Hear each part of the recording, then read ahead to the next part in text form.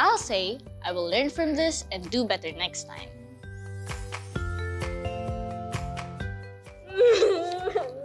Hey, are you okay? I'll say, I know that I'm not perfect, and that's okay.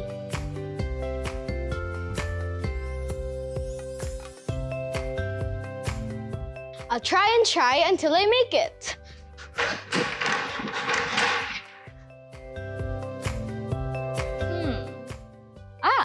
I'll come up with a plan to avoid making the same mistakes in the future.